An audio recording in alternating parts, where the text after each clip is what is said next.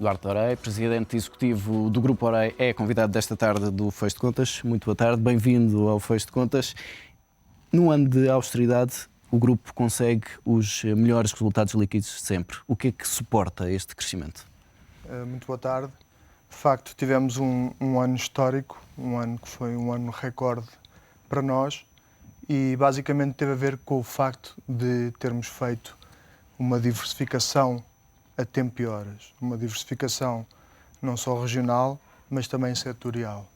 Por outro lado, fizemos também uma reorganização dentro do grupo e com foco, enfocando-nos na área financeira e desenvolvendo a área não financeira através de um fundo de private equity. A área financeira que foi muito penalizada ao longo dos últimos anos e espera-se que, segundo alguns analistas, continue a ser ao longo dos próximos tempos. Acredita que consegue manter esta tendência de crescimento em 2011? A área financeira tem várias atividades, como sabe, não é? A nossa área financeira não utiliza balanço. Ou seja, nós só agora é que passámos a uma instituição que é uma IFIC, portanto faz tudo aquilo que os bancos fazem, menos receber depósitos, mas começamos com um balanço novo. Face às instituições de crédito atuais, nós temos a vantagem de não ter €1 de crédito. Aliás, nós temos talvez o melhor Core Tier 1 das instituições financeiras portuguesas, que é cerca de 90%. Portanto, exatamente isso porque não temos... Não teria problemas num teste de stress? Não tinha nenhum problema. Exatamente porque não temos crédito concedido. Estamos a começar de novo nessa atividade. Portanto, claramente, na área financeira, na parte de serviço, tem-nos corrido bem, como aliás disse, na parte de corretagem online e entre outros serviços financeiros. O panorama para os próximos anos, para a banca tradicional, é um panorama complexo, porque vamos ter um cenário de crescimento muito lento, económico, e com problemas de crédito mal parado. Mas, como tudo, há que encontrar soluções. Tendo em conta esse panorama que acaba de traçar, está satisfeito nesta altura por não ter ido avante a proposta para tomar conta do BPP? Eu olho muito mais para a frente do que para trás. E, na altura, a proposta que foi feita foi uma proposta que era válida e que tinha um plano de execução que teria sido executado e eu penso que teria sido um bom plano para toda a gente. E, portanto, na altura não foi feita, foi o que foi. Não sei o que é que seria hoje, mas com certeza que nós teríamos tomado as medidas que tomámos. Por exemplo, no caso da Orei, nós achámos que as coisas se iam complicar e, portanto, tomámos as medidas que tínhamos que tomar. Hoje em dia temos um balanço super sólido, nós fechamos com um balanço com muita liquidez, com excesso de liquidez, tivemos uns resultados muito bons e se tivéssemos feito a operação do BPP, também as medidas que nós tomamos no caso da Orei também as teríamos tomado no caso do BPP. Ou seja, esta situação de conforto que nós vivemos hoje também foi porque antes da situação se verificar, nós prevíamos que as coisas não iam estar bem e, portanto, tomámos as medidas e também as tomaríamos no caso do BPP. Olhando agora para a frente, apresentou um plano de reestruturação. Qual é o objetivo desta reestruturação do grupo? Portanto, a reestruturação já foi feita, já está na fase final e o objetivo é simplificar a forma como o grupo se apresenta ao mercado. Porque o grupo tinha muita complexidade, era bastante diversificado por um lado e tinha uma dimensão pequena por outro. Portanto, nós hoje em dia estamos a simplificar a forma como nos apresentamos para ganhar mais dimensão, mais escala e mais foco. E falou há pouco na diversificação geográfica. Onde é que o grupo vai crescer mais nos próximos anos? Eu penso que o grupo vai crescer, sobretudo no Brasil e em Angola. E essa opção é resultado também daquilo que antevê para o cenário macroeconómico de Portugal?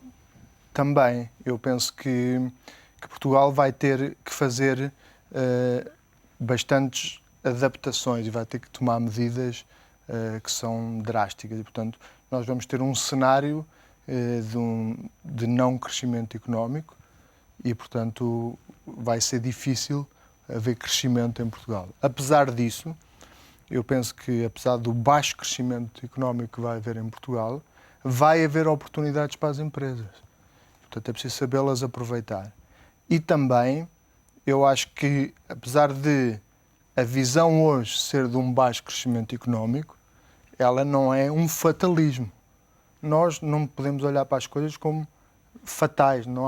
Eu penso que esse é o enquadramento que temos hoje e as pessoas têm que ser realistas. E o que aconteceu a Portugal foi ter havido até hoje falta de realismo. E eu acho que a primeira coisa que é preciso fazer é dizer qual é a situação atual que vivemos hoje. Não é a situação que nos apresentam, porque até hoje ainda não nos apresentaram a situação tal como ela é. Ela ainda é pior do que aquela que nos apresentam. É preciso haver uma consolidação de toda a dívida e apresentar exatamente a situação como ela é. Depois apresentar medidas para mudar, porque ela pode ser invertida.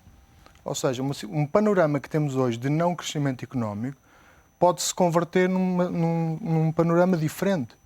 Porque as coisas não têm necessariamente que ser fatais. É preciso tomar medidas, pensar, repensar, medidas que sejam diferentes daquilo que as pessoas estão habituadas a pensar, porque isso pode resultar.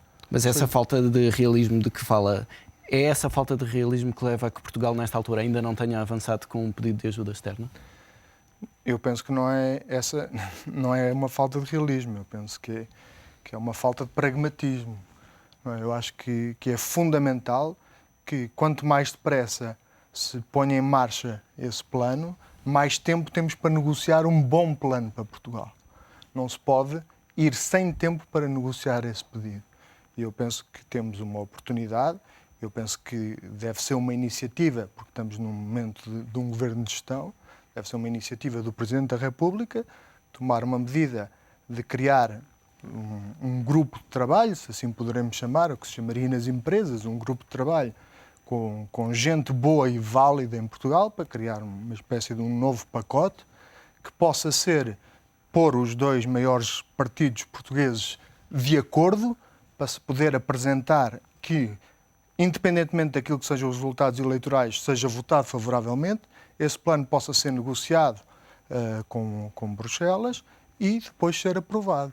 Ou seja, não é um plano nem do PSD, nem do PS, é um plano que é de iniciativa, por exemplo, presidencial, que tenha um acordo, haja um pacto de regime para esse plano e que possa ser aprovado depois no Parlamento pelo novo governo, qualquer ele que seja, independentemente daquilo que venha a ser feito nas eleições. Porque isto não é aquilo que tem que ser feito não é assim, uma coisa muito complexa. Mas se esse plano não avançar, de facto, e se não chegar a esta chamada ajuda intercalar, Portugal terá capacidade para cumprir os objetivos ao longo dos próximos 2, 3 meses? Eu não sei o que é essa ajuda intercalar que se refere.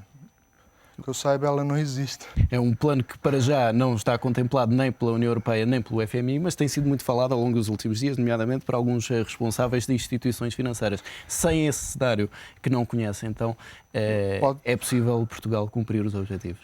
Eu penso que não. Que alternativas tem? Eu penso que pode haver apoios bilaterais, não é? Pode haver governos, um governo de Inglaterra, por exemplo, ou um governo alemão fazer empréstimos bilaterais diretos a Portugal para renovar criar umas linhas de curto prazo até se conseguir negociar com Bruxelas. Mas é uma situação que eu vejo como complicada e que foge um bocadinho daquilo que são os quadros normais. Eu acho que faria mais sentido fazer-se um pacto de regime para pedir ajuda, e uma ajuda de uma forma estruturada, que eu acho que não tem problema. Portugal consegue se financiar muito mais barato com um pacote de medidas negociadas com Bruxelas. Não tem problema, há que assumir as coisas como elas são. E as medidas que se têm que tomar não vão variar muito se for o PSD ou o PS o governo. E, portanto, vamos criar um grupo de trabalho com gente competente que estude e proponha um pacote de medidas que seja aprovado pelos dois maiores partidos, independentemente dos resultados das eleições. Isso pode começar a ser feito amanhã.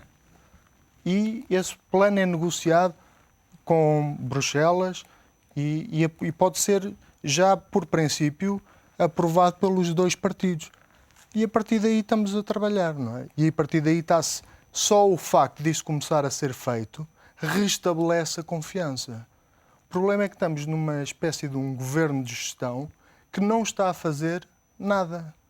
Basicamente não está a fazer nada. Isso cria desconfiança, não é nos mercados, porque as pessoas gostam de pôr uma culpa nos mercados que não têm cara. É nos credores. Quem são os credores? São os fundos de pensões dos principais empregados da Europa. São pessoas que estão a gerir o dinheiro dos reformados da Europa. Não são os mercados nem os especuladores. Não é o Jorge Soros que tem a dívida pública portuguesa. Quem tem dívida pública portuguesa são os reformados da Europa ou dos Estados Unidos. Quem tem dívida pública das nações europeias são os investidores mais conservadores, que agora estão com um papel nas mãos que têm medo que entre em default. E é importante as pessoas terem consciência disto. Não são os especuladores que utilizam dívida pública. Não é um ataque dos especuladores às dívidas Não é um públicas? ataque a Portugal.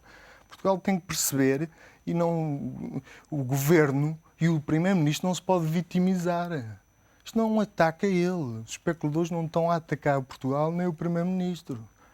Isto é uma falta de confiança dos credores nas obrigações de Portugal. E isso é importante que fique claro e que as pessoas percebam. Portugal descredibilizou-se. E a consequência está à vista. Duarte Orei, obrigado pela participação neste Fecho de Muito Contas. obrigado.